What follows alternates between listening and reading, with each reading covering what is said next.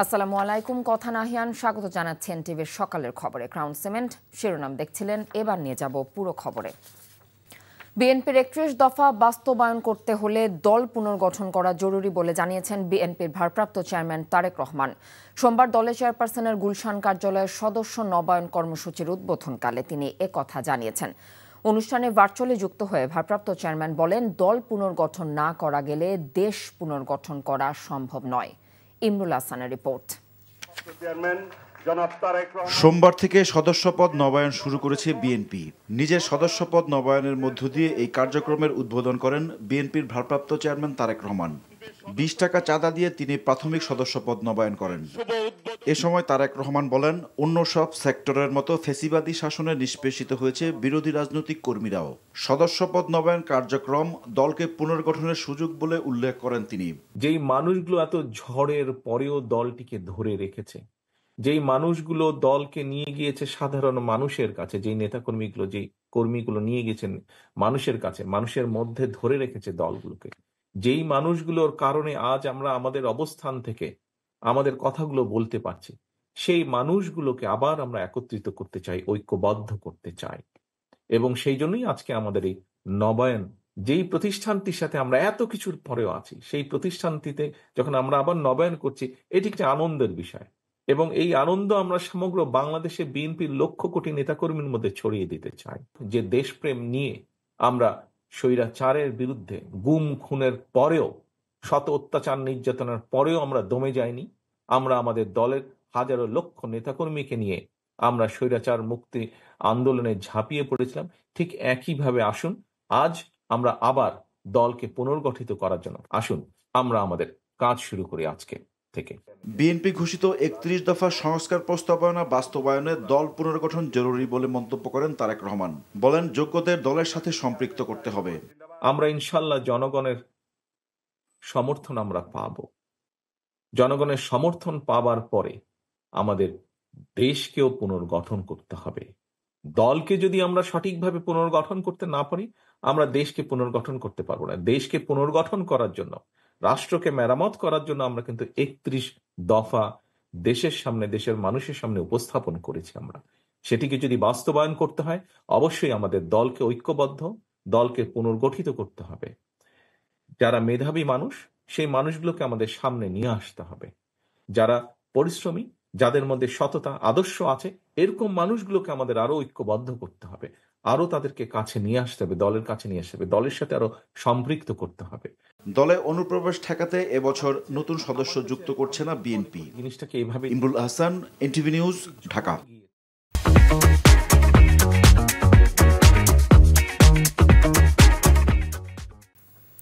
বিপ্লবের মাধ্যমে ভোটের অধিকার প্রতিষ্ঠার সুযোগ এসেছে জানিয়ে প্রধান নির্বাচন কমিশনার এএমএম নাসির উদ্দিন বলেছেন, সবার সহযোগিতায় ভোট না দিতে পারার আক্ষেপ ঘোচাতে চায় নির্বাচন কমিশন।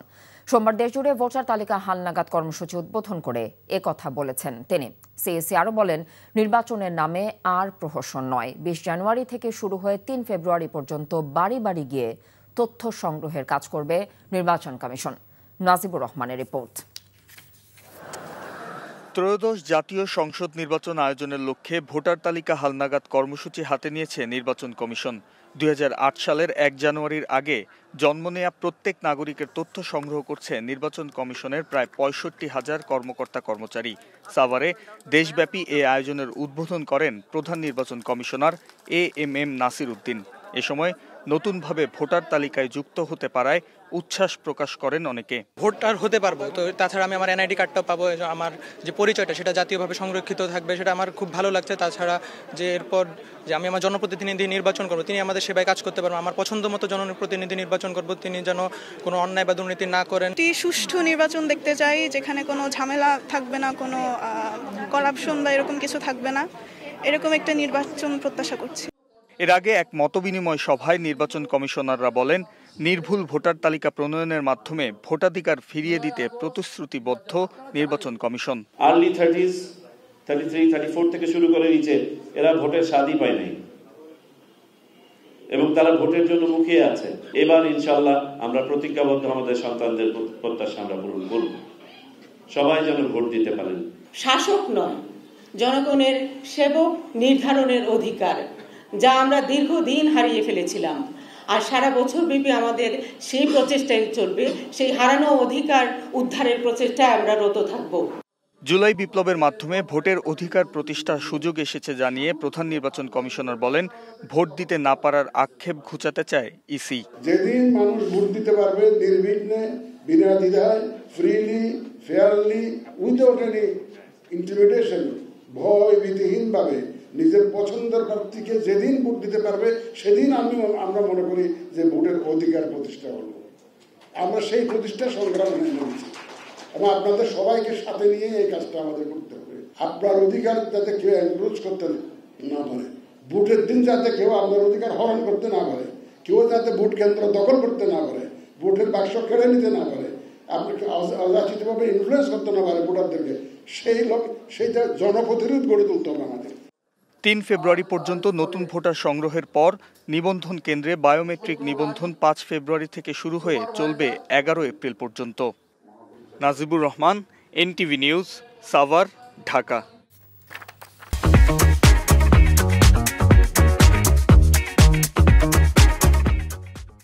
ধানমন্ডি 27+ হাসপাতালে মুমূর্ষ রোগীর চিকিৎসায় অবহেলার অভিযোগে বিক্ষোভ করেছে রোগীর স্বজনরা। স্বজনদের অভিযোগ, প্রয়োজনীয় চিকিৎসা ব্যবস্থা ও যন্ত্রপাতি না থাকা সত্ত্বেও মাথায় আঘাতপ্রাপ্ত মোসাম্মত মিতু আক্তারকে অস্ত্রোপচার করা হয়। মিতু আক্তারের মেয়ের জামাতা সুমন আহমেদ সামির জানিয়েছেন, রোগীকে হাসপাতালে আনা হলে কোনো কিছু বুঝে ওঠার আগেই মিতু আক্তারের দ্রুত অপারেশন করার জন্য বাধ্য করে হাসপাতাল কর্তৃপক্ষ। পরে মিতু আক্তার মারা গেছেন এমন খবরে উত্তেজনা শুরু হয়। হাসপাতাল কর্তৃপক্ষ জানিয়েছে, রোগীর পরিস্থিতি বুঝেই অপারেশন করা হয়েছে। যে ডক্টর আসতেছে আমরা ভাবছি যে রাত হয়ে গেছে, সবাই হয়তো বা চলে গেছে, এখন আসতেছে আমাদের জন্য। আমরা তো বুঝি নাই যে ওনাদের ডক্টর তো কোনোদিনও থাকে না, প্রতিদিনই ওনাদের ডক্টর ফোন দেয়, একজন করে ডক্টর আসে এবং প্রত্যেক ডক্টরই, যখন আমরা এই অভিযোগগুলি সারাদিন বলছি, সবাই হাসে আর বলে যে আমরা তো ডক্টর, আমাদেরকে তো কল দিয়ে আনা হয়, আমরা তো আসলে এই ব্যাপারটা জানি না, আপনারা ম্যানেজমেন্টের সাথে কথা বলেন। সিপিআর দেওয়ার পরে পেশেন্ট ব্যাক করছে এবং এখানে এটাও লেখা আছে, কারণ নিউরো অপারেশন করলে আমরা জানি এটা, যে এইরকম সিচুয়েশন অ্যারাইজ করলে যে কার্ডিয়াক মেসেজ দেওয়া হয়, এই ক্ষেত্রে সফলতার হার 2 থেকে 3%। যাত্রাবাড়ি জিসান হত্যা মামলায় সালমান এফ রহমান, আনিসুল হক, হাসানুল হক ইনু, রাশেদ খান মেনন এবং চৌধুরী আব্দুল্লাল মামুনকে 5 দিনের রিমান্ড দিয়েছে আদালত। এছাড়াও অন্য একটি মামলায় আনিসুল হক, রাশেদ খান মেনন, হাসানুল হক ইনু, চৌধুরী আব্দুল্লাল মামুনকে 5 দিনের রিমান্ড দিয়েছে আদালত। পাশাপাশি দীপু মনি, কামরুল ইসলাম, জুনায়দ আহমেদ পলক, হাজি মোহাম্মদ সেলিম, এবিএম ফজলে করিম চৌধুরী, শহীদুল হক, গোলাম কিবরিয়া টিপু সহ 15 আসামিকে রাজধানীর বিভিন্ন থানায় মামলায় গ্রেফতার দেখানো হয়েছে। এ সকল মামলায় তদন্ত কর্মকর্তাদের আবেদনের পরিপ্রেক্ষিতে শুনানি শেষে এসব আদেশ দেন অতিরিক্ত মেট্রোপলিটন ম্যাজিস্ট্রেট মোহাম্মদ জিয়াদুর রহমানের আদালত। সোমবার রাষ্ট্রপক্ষের শুনানি করেন ঢাকা মহানগর দায়রা জজ আদালতের পাবলিক প্রসিকিউটর ওমর ফারুকি। অপরদিকে আসামি পক্ষে প্রাণনাথ সহ একাধিক আইনজীবী শুনানিতে অংশ নিয়েছেন।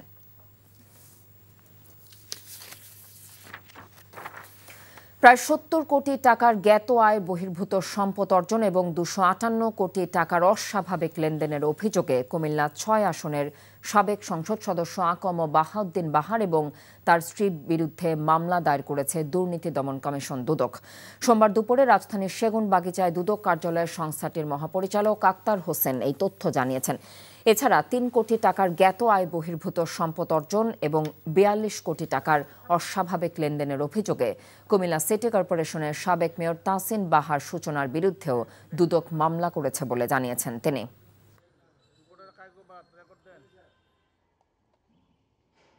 জনাব আকম বাহাউদ্দিন বাহার তার অবৈধ উপায়ে অর্জিত অর্থ দ্বারা তার স্ত্রীর নামে উক্ত জ্ঞাত আয়ের সাথে অসঙ্গতিপূর্ণ সম্পদ অর্জনে একে অপরকে সহযোগিতা করার দায়ে তাদের উভয়ের বিরুদ্ধে দুর্নীতি দমন কমিশন আইন 2004 এবং দণ্ডবিধির সংশ্লিষ্ট ধারায় আরও একটি মামলা রুজু করা হয়েছে। মিরপুর মডেল থানার ওসি গিয়াসউদ্দিন মিয়াকে বদলির প্রতিবাদে বিক্ষোভ করেছে বৈষম্য বিরোধী ছাত্র আন্দোলনের মিরপুর জোনের নেতাকর্মীরা। আজ মধ্যরাতে মিরপুর মডেল থানার সামনে বিক্ষোভ করেন তারা। এ সময় তারা বলেন, সকাল 10টার মধ্যে তার বদলির আদেশ স্থগিত করতে হবে। বদলির আদেশ স্থগিত না করলে রাস্তা অবরোধ ও স্বরাষ্ট্র মন্ত্রণালয় অভিমুখে মিছিল নিয়ে যাবে বলেও জানিয়েছেন তারা।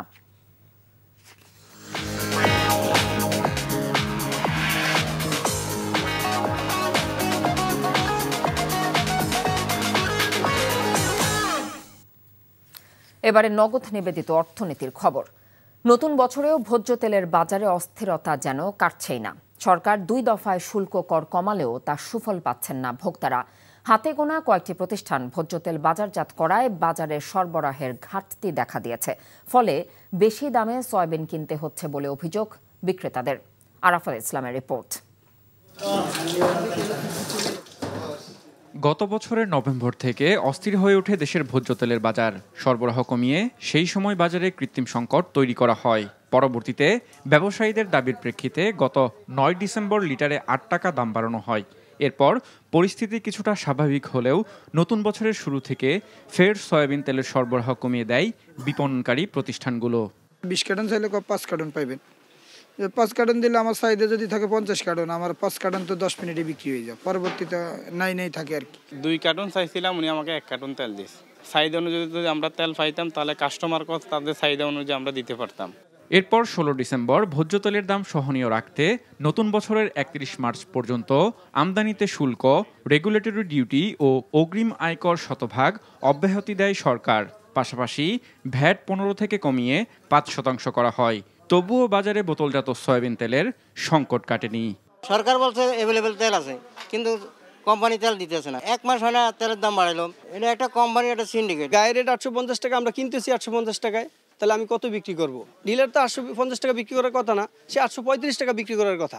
আমি তেলের জন্য 5 টাকা দিলে 4 টাকা তেল দিলে 1 টাকার মনে কোনো অন্য মাল দিবে, এটা স্বাভাবিক, দিয়ে দেয়। এখন আমি মনে করি এই মালটা তো আমার তো ড্যামেজ দিয়ে বিক্রি করতে হয়। বাজার ঘুরে দেখা গেছে বোতলজাত 5 লিটারের তেল কিছুটা সরবরাহ থাকলেও 1 ও 2 লিটারের বোতলজাত তেল পাওয়া যাচ্ছে না। সরকারের বেঁধে দেয়া দামের চেয়ে অতিরিক্ত মূল্যে ডিলারের কাছ থেকে তেল কেনায় বাধ্য হয়েই ক্রেতাদের কাছে বেশি দামে তেল বিক্রি করতে হচ্ছে বলে জানান খুচরা বিক্রেতারা।